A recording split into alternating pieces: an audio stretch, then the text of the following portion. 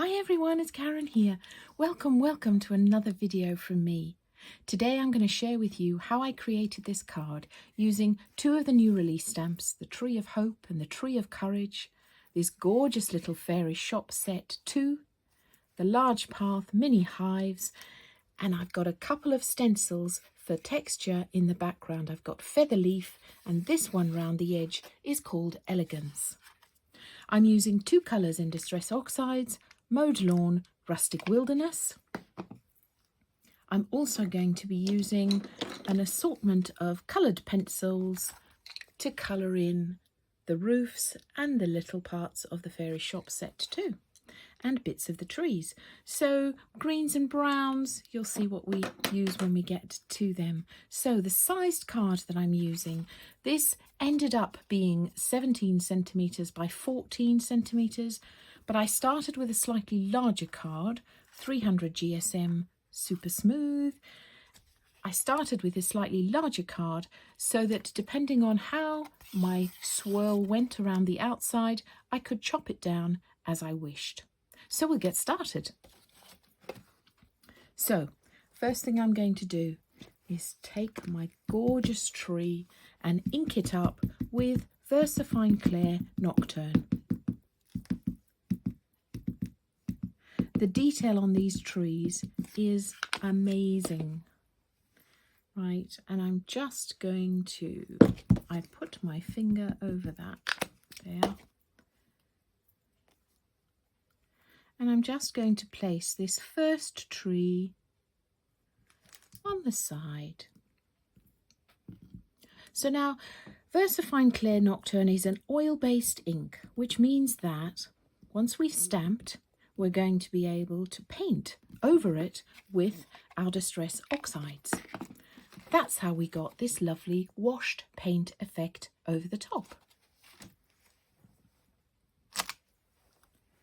As I said, the detail on these trees is amazing. So there's our first tree in place, and then we're going to ink our fairy shops set up. There are two sets of these fairy shops. There's a fairy shops 1 and fairy shops 2. This one says shops about bows and buttons. Now we're going to place this. We just want it looking so that it's sort of nestled in between these trees.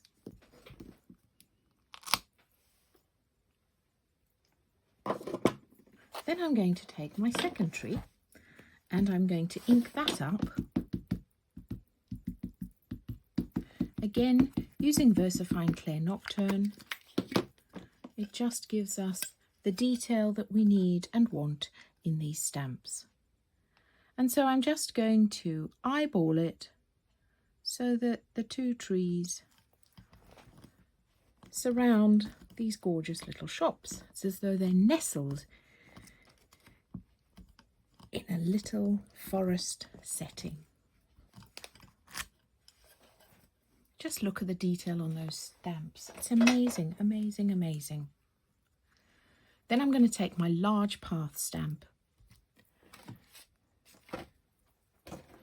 I've got a piece of paper, copy paper, which I've just torn, and I'm just going to tear it relatively flat. And then I'm going to take my large path and I'm going to put it the right way up, leading from the main shop out into the forest.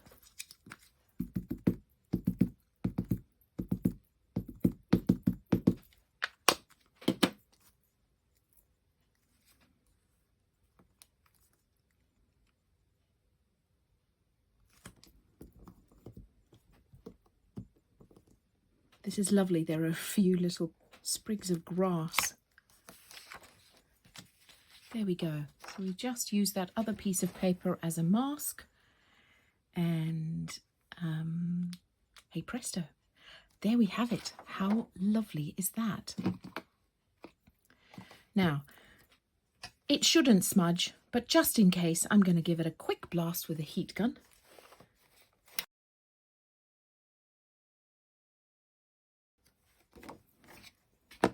And then I'm going to start with Mowed Lawn, smush a bit onto my mat, give it a little spritz with my water bottle to create a little wash of paint. And taking a 1-inch wide brush, you can use any brush you like, but I quite like the wide one. It gives me a nice even wash. Okay, and this is where you have to be brave. I'm creating a little wash here, smushing the ink around, loading up my brush, and then here we go. We're going to, because this is in a circular enclosed little setting, that's the look that we want to have in our little houses.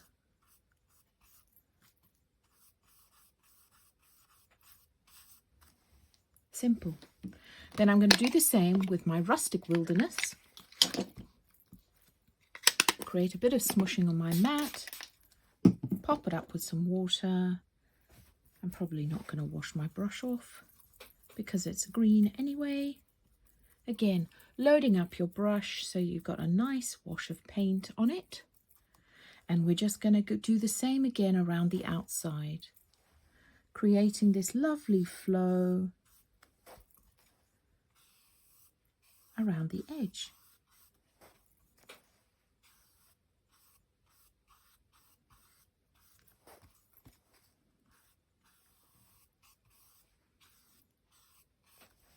There we go. Just washing off your paintbrush. I always wash my paintbrushes straight after using them, and I dry them. I don't leave them in the water. It damages some of the pieces of it. Okay, we're just going to let that dry for a couple of seconds.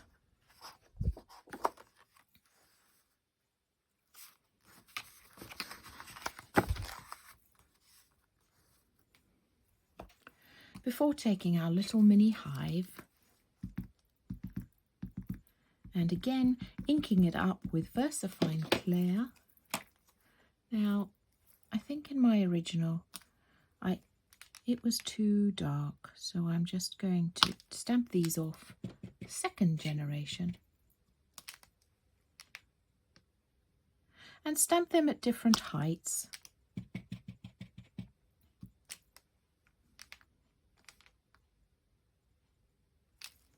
Where do I want this one? I've stamped this shops slightly differently to the original. Don't forget to stamp it off.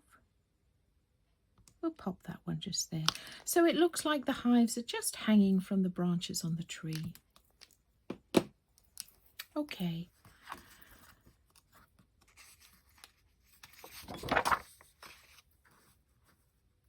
The next thing I'm going to do is I'm going to take my feather leaf stencil and I'm just going to create some little pieces of texture coming in from the trees so it looks a bit like foliage popping down.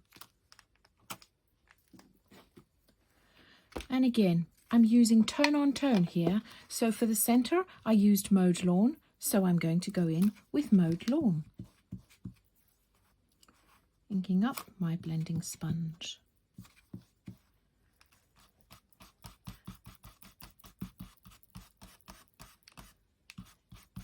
So you can see I'm selecting the parts of the stencil that I want.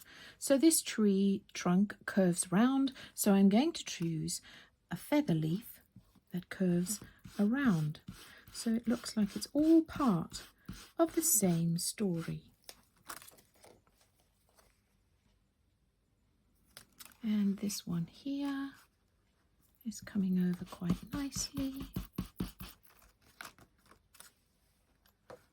And because it's a bit abstracted, you can't get it wrong. You really can't. You can't be too particular about it. Lovely. Okay, now we're going to go in with our Elegance stencil, changing up our colour because we use Rustic Wilderness on the outside. So I'm going to use Rustic Wilderness on the outside. With my blending sponge, I'm not washing it, I'm just going to rub it on a piece of kitchen towel. And if you are using multiple different types of blending sponges into your inks, keep the ones that you use in the oxide inks separate from your distressing inks. You don't want to mix oxides and the normal distress inks. So I'm turning the stencil around here, again trying to create this encapsulated look, this sort of forest setting.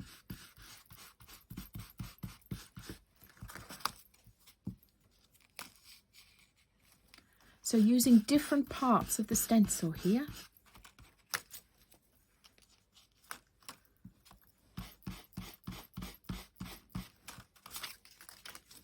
Voila.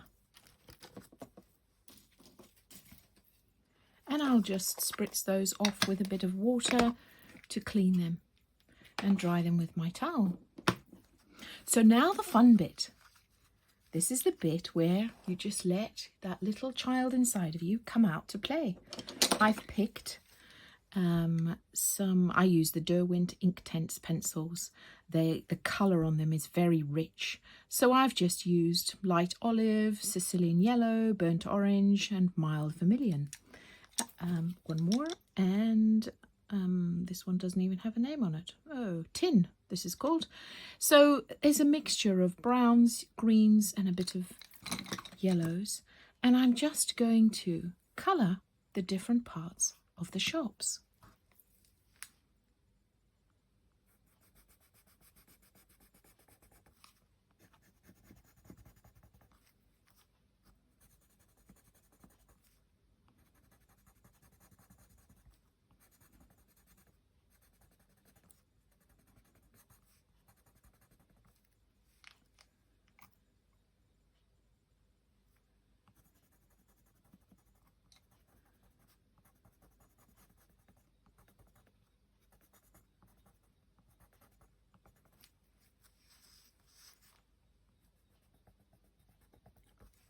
I'm using the same colours between the shops to create synergy across the piece, but I'm not being too careful about which I use where. I'm just going to pick them up and play with the next colour. And because the stamps have so much detail on them, Tracy's done all the work, so we can just colour in the lines.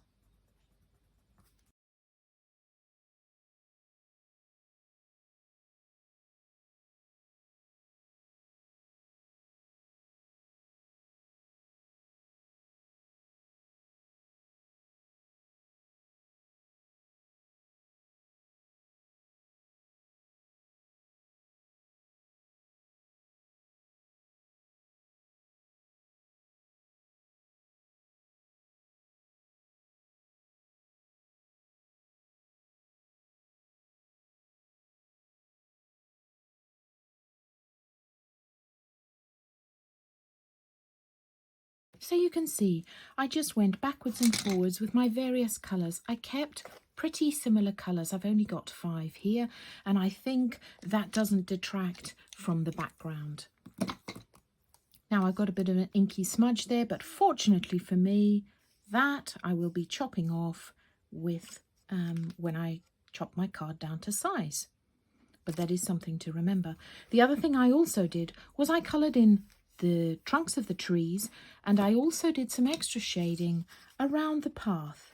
That just highlights the path. So I'm going in with this light olive colour, and I'm just gently going around the edges of the path.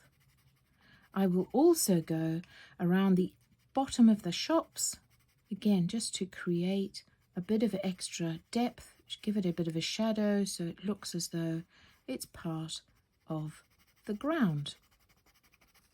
I'm also going to take my little Sharpie pen, fine liner, and you'll see in the path there are sprigs of grass. Well, I'd quite like This pen's not working. I'd quite like a few more of those around my shops. Again, it just creates continuity, making this look like an integrated piece. And I might put some more around the tree trunk here.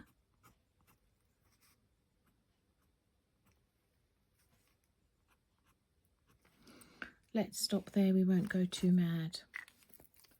Right, I'm just going to finish colouring around my path. And finally, the last thing that I'm going to do is I'm going to take my white pen and I'm just going to colour in the windows so that it looks a bit more like there's light coming in from the backs of these top windows. I don't mind the bottom windows because they look sort of like a silhouette anyway. So there we have it. Let me chop that down and I'll come back to you. So there we have it. I've chopped it slightly down to size. Fortunately got rid of that inky mark on the edge. And I would then just mount it with a little olive green card and my bigger card to frame it. So thanks so much for joining me. I do hope you'll have a go and I'd love to see what you make. Thanks for watching. Bye.